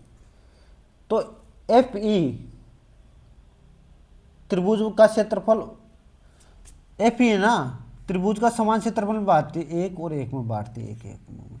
यदि ए डी, इस पर क्या है, बी सी पर एक लंब है, लंब, तो ए डी एफ ई को जी पर काटती है, जी जी है, तो जी डी, जी डी ये डी है और इसका मान लीजिए ए जी का, खत्म, डी आंसर, खत्म। और 2% लोगों ने आंसर दिया है। सबसे बड़ी ताजुब क्या है, देखो 2% लोगों ने, सिर्फ एक थ्योरम याद होनी चाहिए आप लोगों को, और वो थ्योरम क्या है अब मैं बताता हूँ। चलो ये तो मैंने आप लोगों को बता दिया। भाई एक चीज़ बताओ, ये क्या है, ये समानांतर है, तो समझो हमेशा क्या होता है ना, जब बीच मध्य बिंदु होता है, ये इसको 2:1 में बांटते हैं, 2:1 में, समझो। या फिर ऐसे नहीं देखोगे तो आप क्या देखोगे, किसी भी मान लो त्रिभुज ए एफ ई का क्षेत्रफल अपॉन त्रिभुज ए बी सी का क्षेत्रफल। एक चीज बताओ, समझना मेरी बात को, क्या है 1:2 है, क्योंकि इसने क्या बोला है, ये वाले का हिस्सा त्रिभुज का क्षेत्रफल क्या है 1, और टोटल ये भी 1 है, तो टोटल 2 हो जाएगा, 2। ठीक है सर, हमें समझ में आ गई। लेकिन ये ज्ञात कैसे करते हैं सर, आप लोगों को पता है कि भुजा का स्क्वायर होता है, इसमें भुजा क्या है, ए जी का स्क्वायर होगा, ए जी का स्क्वायर अपॉन क्या होगा, डी ए डी का स्क्वायर, ए डी का स्क्वायर। तो यहाँ से क्या हो जाएगा बताओ, ए डी बराबर क्या हो जाएगा, ए डी बराबर √2। भाई ए जी बराबर तो 1 है और ए डी बराबर √2 हो जाएगा, ये टोटल √2 हो जाएगा, और ये 1 है, ये √2 है, तो जी डी कितना हो जाएगा, √2 - 1, और ये क्या हो जाएगा, ए डी सॉरी ए जी 1 हो जाएगा। तो यही तो पूछा इसने मान, बस इजी सवाल था। सिर्फ आपको थ्योरम याद होनी चाहिए, और आपको याद होना चाहिए कि अगर आपको त्रिभुज का रेशो ज्ञात करना है तो भुजा का स्क्वायर होता है, परिमाप ज्ञात करना है तो भुजा का ही रेशो होता है। ये क्यों होता है, चलो बताओ, आज मुझे बता दो क्यों होता है। अभी जो मैंने चित्र बनाया था उसको 1 मिनट बैक ले लो, वापस ले लो। भाई अगर मैं जाऊंगा त्रिभुज ए बी में, सॉरी ए एफ बी में क्या निकालना है, एरिया निकालना है, तो 1/2 इंटू क्या होगा, ए जी आधार, सॉरी ऊंचाई इंटू आधार एफ ई, यही होगा, अपॉन इसका पूरे का निकालने जाऊंगा तो नीचे वाले का पूरे का 1/2 इंटू क्या होगा, A D into B C. इस वजह से स्क्वायर बनता है, रेशो बनता है यहाँ पे, ठीक है। उम्मीद करता हूँ अब समझ में आया होगा। देखो ये चीज़ें अलग है, उस चीज़ को मत लेना है, बाद वाले तो मैंने वैसे ही बताया, इसके ऊपर ध्यान मत देना। सिर्फ आप लोगों को मालूम होना चाहिए कि किसी भी त्रिभुज के जो अगर वो उसके समरूप है, आपको ये चीज़ें कब याद होगी, देखो चलो फिर बता देता हूँ। वापस लो इसको। समरूप कैसे है? समरूप देखो, पूरे में ये कोण बराबर है, दोनों में, इस दोनों में कोण बराबर है, ये भुजा समानांतर है तो ये भी तो ये क्या हो जाएगा? समरूप हो जाएगा। और ये चीजें समरूप और सर्वांग सम में ही हो जाती है, ठीक है। इनके क्षेत्रफल क्या का अनुपात क्या होता है? भुजा के स्क्वायर का अनुपात। नेक्स्ट, बड़ा बेहतरीन सवाल था, सिर्फ 2% लोग कर पाए थे। यू और वी, भाग का मतलब क्या है? यू ससुर है किसका? वी का। अब नहीं पता मुझे वी कौन है भाई, लेकिन इनके बीच में कोई ना कोई, चलो ससुर है तो ये तो प्लस पापा होगा, यहाँ कोई ना कोई बेटा या बेटी कुछ ना कुछ होगा। और मैंने यहाँ नीचे क्या रख दिया? वी रख दिया, ठीक है ठीक है। अब समझो, वी माइनस वी माता है किसकी? माता है किसकी? डब्लू की। तो इसका कोई ना कोई हस्बैंड होगा, हस्बैंड इसका मतलब इसका ससुर होगा, तो किसका? इसका हस्बैंड होगा, उसके पापा होंगे ससुर, यूं, तो ये हो गया, ठीक है। यानी कि ये कोई हस्बैंड होगा, उसका पापा ससुर, इसको हटा दो भी के लिए, यानी कि दोनों से मिल गया। प्लस का मतलब क्या है? प्लस का मतलब डब्लू बहन है किसकी भाई? एक्स की, एक्स की बहन है। और इंटू का मतलब क्या है? एक्स पति है किसका भाई? वाई का, बस। तो ये पत्नी हो गई। अब देखो, तो निम्न में से कौन सा कथन सही नहीं है? डब्लू यू की पोती है, देखो डब्लू पोती है क्योंकि बेटे की बेटी है, तो पोती हो गई, ओके, तो ये सही हो गई। तो सही नहीं है पूछा है। वाई डब्लू की बहन है, वाई डब्लू की बहन थोड़ी है, भाई भाभी है, तो ये गलत हो गया। तो मेरा आंसर क्या हो जाएगा? बी। आगे आप चेक करो तो कर लेना भाई, मैं नहीं करूंगा। प्रोकैरियोटिक जीवाणु में परमाणु क्षेत्र एक झिल्ली से गिरा नहीं है। इस पर अपरिभाषित परमाणु क्षेत्र के रूप में किससे जाना जाता है? ये जाना जाता है न्यूक्लियोटाइड को। किसको? न्यूक्लियोटाइड को। ये क्वेश्चन मैंने पहले ही बताया आप लोगों को। दो उम्मीदवारों के बीच एक चुनाव में 15% मतदाताओं ने अपना मतदान नहीं किया और डाले गए 10% मत अवैध घोषित कर दिए गए। विजयी उम्मीदवार को 82-62 मत मिले, जो कुल वैध मतों का 72% है। वैध मतों की कुल संख्या कितनी है? समझो, मैंने क्वेश्चन पढ़ा, आप लोगों ने करने का प्रयास भी किया होगा, ठीक है। नहीं हुआ वो अलग बात है, क्योंकि 22% लोगों ने आंसर दिया है, तो मतलब वह नहीं पकड़ पाए जो इस क्वेश्चन में दे रखा था। एक्चुअली इस क्वेश्चन में कुछ मतलब ही नहीं था, सिर्फ इन इसलिए लाइन से आंसर आ जाना था, इसी लाइन से बस। ये आगे की लाइनें सिर्फ आप लोगों को बेवकूफ़ बनाने के लिए दी गई है और कुछ नहीं है। समझो, मैं स्टार्टिंग समझाऊंगा, टेंशन मत लीजिए उसकी। दो उम्मीदवारों के बीच एक चुनाव हुआ, 15% मतदाताओं ने अपना मत नहीं डाला, यानी कि 85%, 100 में से 85% ने मत डाले, और डाले गए मतों में से भी 10% अवैध घोषित कर दिए कि जो भी बचा, अब बच गया मेरे पास 8.5 घटा दो, यानी कि 76.5 मत डाले। अब विजय उम्मीदवार को 82-62 वोट मिले, जो कुल वैध मतों का 72% है। तो वैध मत ज्ञात करने। अब बताओ अवैध का क्या मतलब रहा? इसने तो वैध मत ही पूछ लिए ना। तो मैं क्या कहता हूं कि अवैध, भाई वैध मतों में से 72% मिले, तो मैं क्या कहता हूं कि मान लो वैध मत मेरे पास 100% थे, इसमें से 72 किसको मिले? जीतने वाले उम्मीदवार को मिले। तो हारने वाले उम्मीदवार को कितने मिलेंगे? 28। और कितने के अंतर से आ रहा होगा? 44 के अंतर से। और 44 का मान कितना दे रखा है? 82-62। अपने को चाहिए किसका? 100 का मान चाहिए, बस खत्म। क्योंकि देखो, इन सारी चीज़ों का यूज कब आता, मैं बताता हूँ कब यूज आता। सर इन सब का यूज कब आता? जब इसलिए ये पूछता कितने मत डाले गए, कितने मत डाले गए, टोटल वोट कितने थे। अगर ये दो चीज़ें पूछ लेता तो फिर 10% और 15% का मत तो बढ़ जाता, ठीक है। तो 82-62 किसका मान है? 44% का। मुझे 100 का मान चाहिए, 100 का मान। ये 25 बार, 11 से 4 बार, तो 4 से कितनी बार जाएगा? 2 बार, 0 बार, 6 बार। 4 से नहीं जा रहा क्या ये? रुको रुको रुको, 2 26 2, यार ये तो जा ही नहीं रहा, ऐसे कैसे हो गया? रुको रुको एक, अच्छा 72% का मार्क दे रखा है यार, मैं भी क्या कर दिया। Sorry sorry sorry sorry sorry sorry sorry sorry sorry sorry sorry sorry sorry sorry, ये जो मान दे रखा है ना, ये 72% का विजय उम्मीदवार का दे रखा है। अब अपने को चाहिए 100% का मान, ठीक है। अब ये 82 62 72% का मान दे रखा है, 100% का अपने को मान चाहिए।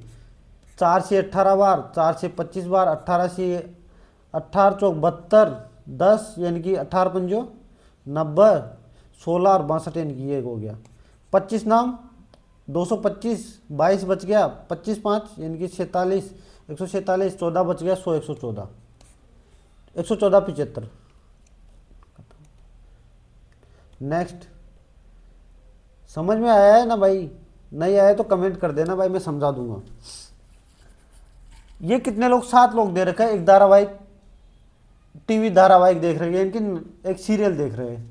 एस और एन छोर पर बैठे हुए हैं, लेकिन कौन से छोर पर बैठे हुए हैं हमें नहीं बताया गया, ठीक है। अब समझो, पहले एक ऐसी चीज देखो कि मुझे स्टेबिलिटी देती हो। देखो ये देखो, आर एन के बाय ठीक बाय, आर क्या है, एन के ठीक बाय, एन के ठीक बाय, यानी कि ये फिक्स हो गए, एन छोर पर बैठेगा क्योंकि इधर बिठा नहीं सकता, और आर इधर बैठ गया तो ये छोर हो नहीं सकता, दोनों छोर पर बैठे हैं ना, तो यहाँ मुझे बाकी लोग बिठाने पड़ेंगे। कितने हो गए, 4 3 7, ठीक हो गए। आर एन के ठीक बाएं बैठा है और एम के ठीक दाएं बैठा है, एम के ठीक दाएं बैठा है, ठीक है। एस एन छोर पर तो एस यहाँ आ जाएगा। पी और क्यू के बीच कितने व्यक्ति है, ठीक है। अब देखो पी के बीच कौन बैठा है, एम और ओ के बीच कौन बैठा है, पी। एम और ओ के बीच कौन बैठा है, पी। तो यहां कौन बैठेगा भाई, क्यू बैठेगा। अब इसने क्या पूछा, पी और क्यू के बीच कौन बैठा है, ओ, खत्म, ये आंसर। नेक्स्ट, एक विलेन में 180 ग्राम, विलायक में 20 ग्राम विलेय है, तो विलायक पानी है, विलायक पानी है, ठीक है। तो द्रव्यमान प्रतिशत के हिसाब से विलेन की सांद्रता समझो। मैं विलेन की सांद्रता ज्ञात करने के लिए करूंगा क्या, विलेय के मोल, विलेय के मोल अपॉन विलायक के मोल, सॉरी विलेन के मोल इंटू 100 करूंगा। विलेय कितना है, 20 से 20, विलेन कितना है 180 विलायक है और 20% विलेन है, सॉरी विलेय है। विलेन क्या होता है भाई, विलेन तो ये होता है विलायक प्लस विलेय, यानी कि 180 प्लस 20 यानी कि 200 इंटू 100। 10 बार गया, 10 से 10 बार गया, 10% मेरा आंसर आ गया।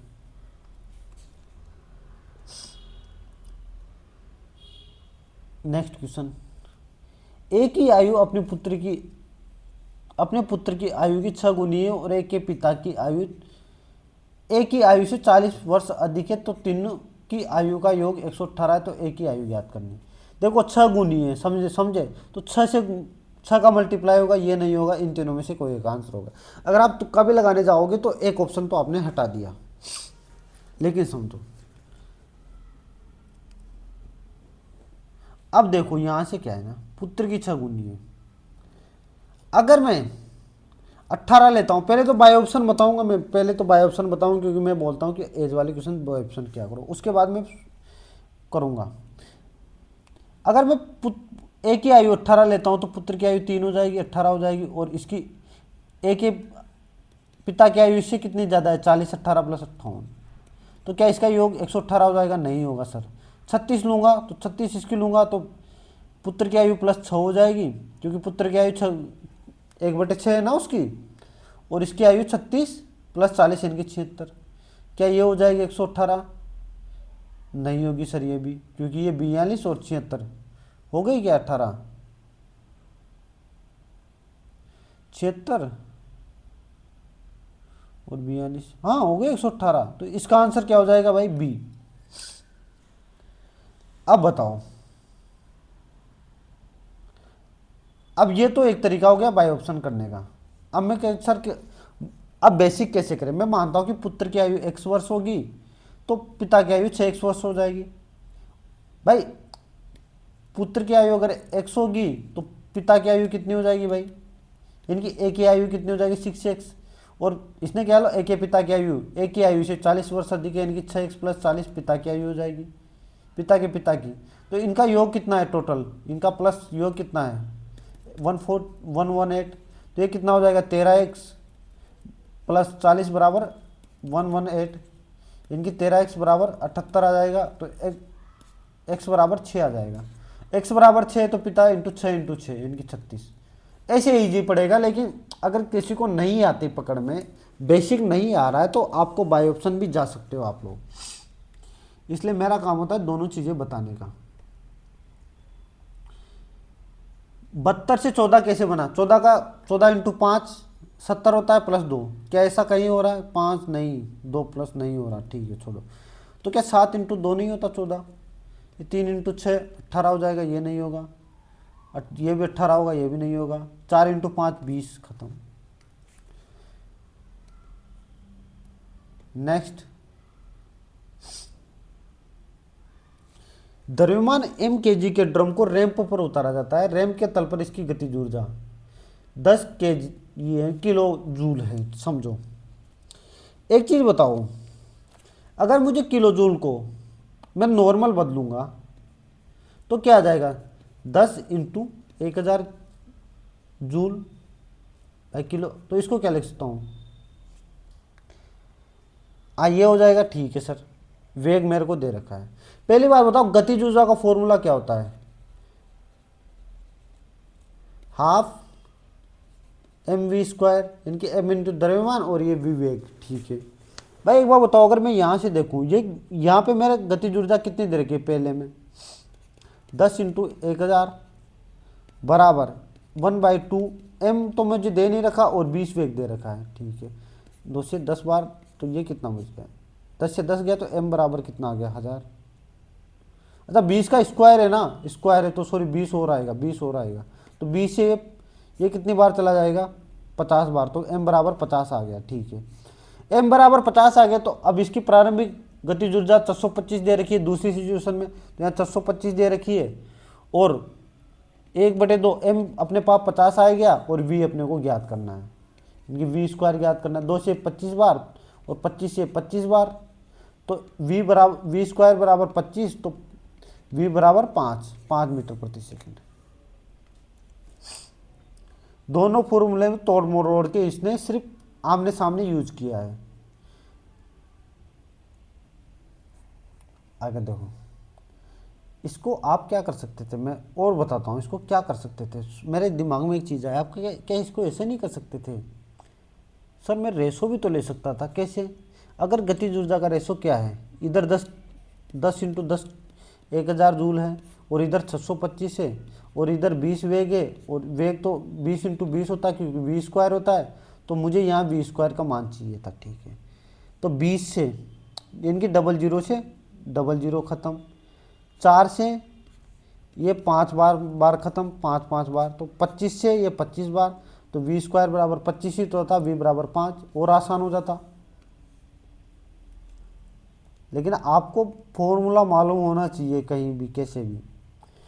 एक आयत की लंबाई और चौड़ाई 15 सेंटीमीटर है और 13 सेंटीमीटर है, तो वर्ग का परिमाप, भाई आयत का परिमाप क्या होता है, आयत का परिमाप के समान है L प्लस बी, और वर्ग का परिमाप क्या होता है 4 है, तो ये कितना हो जाएगा 2 इंटू 15 + 13 28 बराबर 4 है।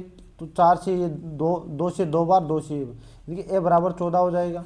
तो वर्ग का क्षेत्रफल क्या होता है a², तो 14 का स्क्वायर 196। नेक्स्ट कर दो इसको फटाफट, कितने का डिफरेंस दिख रहा है, 1 का, फिर 8 का, फिर 27 का, फिर तो 27 का है तो ये 64 का होगा, अब 125 का होगा। क्यूब 1 का क्यूब, 2 का क्यूब, 3 का क्यूब, 4 का क्यूब, 5 का क्यूब, तो कितना हो जाएगा 252। नेक्स्ट, उस संख्या के अंकों का योग कितना है जिसे 24, 40 और 48 से विभाजित करने पर 13, 29 और 36 शेषफल बचता है। मैंने या तो कल या सेक्शन कंट्रोलर के या इससे पहले वाले मॉक में किसी न किसी मॉक में ही क्वेश्चन करवाया है, मुझे अच्छी तरीके से याद। मैंने एक चीज़ बोली थी, अगर मुझे विभाजित करने के लिए कोई संख्या चाहिए, ये अंकों का योग चाहिए, उस संख्या के अंकों का योग, ठीक है। अगर अंकों का योग चाहिए तो मुझे बेसिक पे जाना ही पड़ेगा, ऐसा नहीं कर सकता मैं बाय ऑप्शन यहाँ जा ही नहीं सकता। अब इनका एलसीएम कितना होता है, एलसीएम 24, 48 और 40 का 240 एलसीएम होता है, क्योंकि देखो सबके जा रहा है, 48 से 5 बार जा रहा है, 40 से 6 बार जा रहा है और 24 से 10 बार जा रहा है, ठीक है। 240 एलसीएम है। मैंने एक चीज़ बोली थी, अब देखो इन दोनों में डिफरेंस कितना है। पहले एलसी जो ये संख्या है और शेषफल में डिफरेंस अगर सेम हो तो वो डिफरेंस घटा दिया जाता है। कितने का डिफरेंस है, 11 का, और इधर भी 11 का, तो 48 और 37 में भी 11 का। अगर सेम डिफरेंस हो वो शेषफल अलग अलग हो, ये कब यूज हो गया मैं बताता हूँ। अगर शेषफल अलग अलग हो तो आपको ये डिफरेंस चेक करना है। सर कब हमें चेक करना है कब नहीं करना, तो मैं बता रहा हूँ ना कि अगर शेषफल अलग अलग हो तो आपको डिफरेंस चेक करना है, आपको डिफरेंस सेम मिलेगा ही मिलेगा, ज़्यादातर चांसेस है।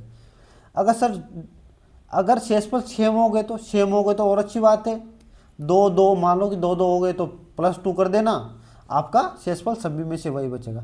लेकिन अब समझो अगर डिफरेंस अलग अलग है, वो मतलब शेषफल अलग अलग है और डिफरेंस सेम है, तो -11 घटा दो, घटाते फिर 229 वो संख्या होगी जिसमें इनका भाग देने पर ये शेषफल मिलेगा। तो इनका योग कितना हो जाएगा, 13, 2 + 2 4 + 9 13। बड़ा बेहतरीन सवाल, सिर्फ 10% लोगों ने इस सवाल को सोल्व किया है। अब लास्ट सवाल है आज का। एक ट्रेन बिंदु ए से बिंदु बी तक पहुंचने के लिए उत्तर दिशा में, ये क्या कह रहा है कि बिंदु ए है यहाँ पे, बिंदु बी तक पहुंचने के लिए उत्तर दिशा में 12 किलोमीटर चलती है, वह दाएं मुड़ती है और 20 किलोमीटर चलती है। सी तक पहुंच गई, ठीक है। फिर वह बाएं मुड़ने के बाद यहाँ से बाएं मुड़ती है और 6 किलोमीटर चलती है, यहाँ से 6 किलोमीटर चली। इसको नीचे नहीं ला सकता कि इसको एक काम करो दोबारा बना दो। यहाँ से ये कितना चली, 12 किलोमीटर उत्तर दिशा की तरफ, ए से बी तक गई, बी से सी तक 20 किलोमीटर गई और सी से डी तक 6 किलोमीटर गई, ठीक है। यहाँ डी आ गया, डी। अब ये क्या कह रहा है, ये वहाँ से फिर बाएं मुड़ती और ई तक पहुँचने के लिए 8 जाती है और ई पे पहुँच गई। फिर वह बिंदु ए पर पहुँचने के लिए 18 कहाँ जाती है भाई, यहाँ नीचे आ जाती है। देखो ये 6 और +12 ये कहाँ जाती है, दक्षिण में आ जाती है, यहीं आ जाती है। 18 चलती है और कहाँ पहुँच जाती है, जहाँ भी पहुँचना होगा। अब क्या बोल रहा है कि बिंदु एफ के संदर्भ में एक कितनी, यहाँ एफ पर तो कितना दूर है, किस दिशा में, ए के संदर्भ में, एफ के संदर्भ में देखो पश्चिम में है और कितना दूर है बताओ, 8, 20 गई थी, 8 इनकी 12 और पश्चिम में, 12 और पश्चिम में। बड़ा बेहतरीन सवाल था, 46% लोगों ने किया है, बड़ी अच्छी बात है।